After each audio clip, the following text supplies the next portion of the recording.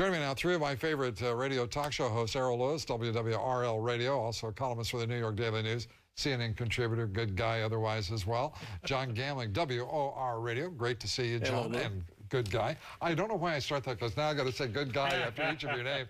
And out in Kansas City, Missouri, Chris Stigall of KCMO. Chris, good to have you with us. Let's start with a radio talk show host. Rush Limbaugh firing back at Colin Powell over the weekend, saying the Republican Party's not listened to me in the last 2 years, responding to Colin Powell's charges against him.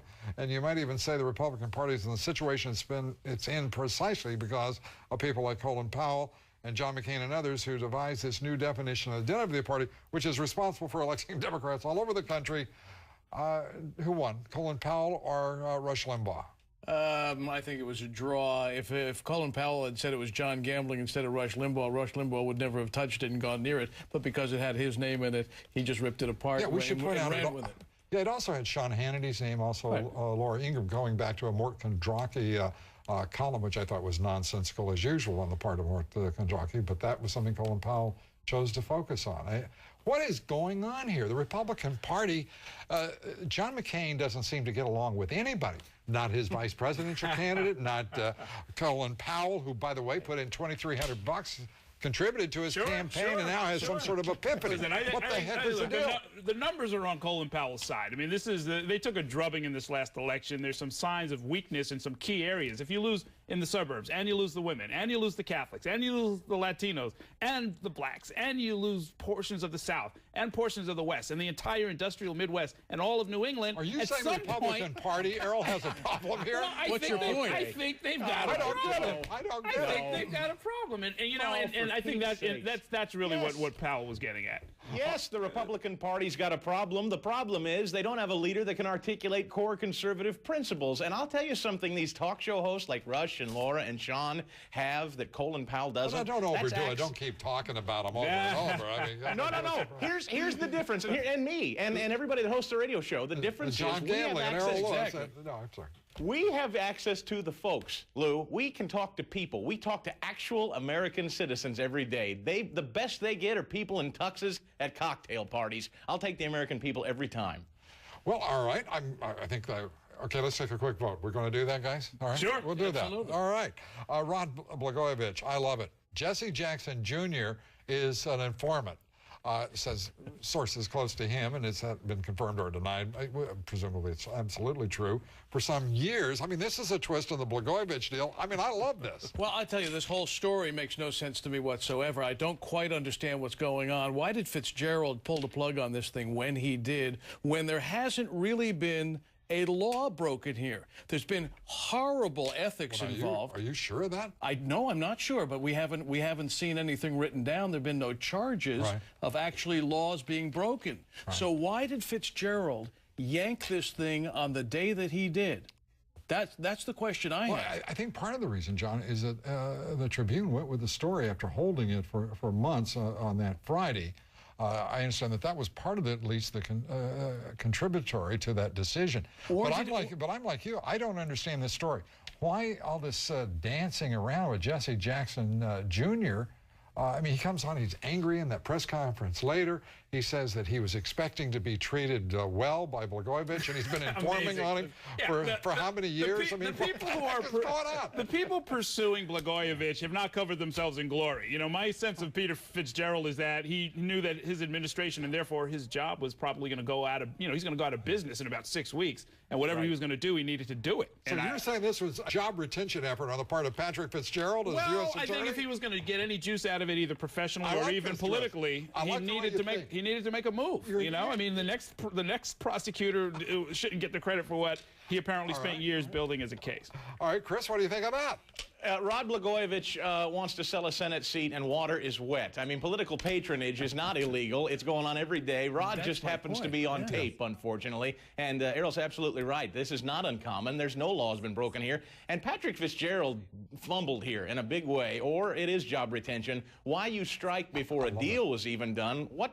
That's why he's not resigning. Why should he? What's his crime? That's exactly my point. I mean, what's going on here? here. There is no reason for Blagojevich to step down, and he's playing hardball. He's got a little bit of leverage and juice left, and he's going to take it to the nth degree as far as he can possibly run with it.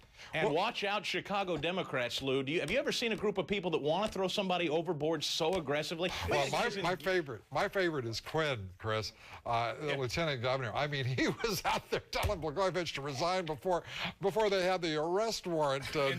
Now he's running to the woods. You can't find him. And keep in mind, these are people that want to give Gitmo detainees trials, but they want to certify Blagojevich as insane and throw him out quick. Yeah, we'll talk about the insanity defense next year. Blagojevich has been judged by all of Chicago, apparently, fearing some kind of implication to be absolutely nuts. We'll be back with John Gambling and Errol Louis and Chris Stigall in just one moment. A reminder to join me on the radio Monday through Friday for the Lou Dobbs Show. Among my guests tomorrow, David Wiedner from Market Watch on the Madoff scandal, Bill Donahue from the Catholic League talking God politics, the Playboy magazine cover, and that war on Christmas, the son of a guns. We'll be talking about that. Go to LouDobbsRadio.com to get the local listings in your area for the show. Please join us. Next, more with our panel of top radio talk show hosts. We're going to be back with John Gambling to get the very latest. Stay with us. We're back now with Errol Louis, John Gambling, Chris Stigall. Let me turn first to the order of the day. Senate Majority Leader Harry Reid backing Caroline Kennedy. This is official, just in to the Lou Dobbs Tonight Show. What do you think? I think she's a slam dunk. I think Patterson's going to choose her, and there won't be any second place. I think that for all kinds of reasons. Is she qualified? We could argue that all day long. Who the heck is there? Well, right? that's exactly so. That was going to be my point. I mean, she certainly is qualified as any other two-legged animal in the Senate.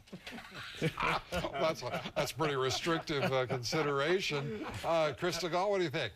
That wasn't sexist, was it? Something No, that was two-legged. not sexist, Okay, I just want to be clear. No, listen, it's great to have a lineage. It's great to have a great last name, and Kennedy certainly is a great political last name. And, you know, if Ted Kennedy's leaving, we got to keep a Kennedy in there, don't we, Lou? Well, I don't know. I was thinking that it might be, I really believe this. I think it might be more appropriate considering the only African-American leaving the Senate is, of course, Barack Obama. And David Patterson, the first African-American governor. If I were him, I have to be honest with you, and as a person who appreciates diversity, I think he ought to, I really personally believe he ought to appoint a minority. He's thought about it. It's certainly been brought to his attention, to say the least, but he also has to run for re-election. And so he's got a lot of considerations, like who can raise the most money. It does happen here, just like in Illinois. Who's going to be his running mate? Not in New York. It's been known to happen. It's a big state. 19 million people. How vocal were the New York women about the Hillary versus Obama fight? There are some New York women that are pretty darn mad about the way Hillary was treated. They'd like to see that woman have some respect, I think. You talking about the minority candidate? Obama certainly had his day. The Clintons aren't all that happy about the Kennedys right now. I don't know. I certainly think that David Patterson would love to have on the bumper sticker in 2010 Kennedy and Patterson. There you go. And I think that makes a huge difference to well, if it David does, Patterson. I think that's maybe politics, maybe smart politics. I think it's a real sorry statement. I really think it's the right thing to do. Let me turn to the issue of Christopher Cox, the SEC chairman on the Madoff scandal. Oh. This just into him, that Madoff was called a crook by a lot of folks over the last about 10 years, and specifically to the SEC. This SEC, I've said Cox ought to be fired long ago. What do you think? Well, the SEC dropped the ball huge here. What about the accounting firms that the Madoff Corporation was supposed to be using? I mean, where were they? I mean, there's so many questions here. How does one guy even fill out all the forms? Yeah, and what do you think? Well, you start to look at them, apparently they look similar from year to year. So people had these really complex forms that looked like pretty much the same from year to year to year to year. And lots of people caught on, and lots of people tried to sound the warning. That's called smoothing the yield. Smoothing the results. I don't know if Chris Cox has any press people, but he would be well advised to just lay low. That's a pot calling the kettle black, it seems to me. All right, guys. Thank you very much for being with us. We appreciate it. You bet. We'll be back in just a minute with some of your thoughts.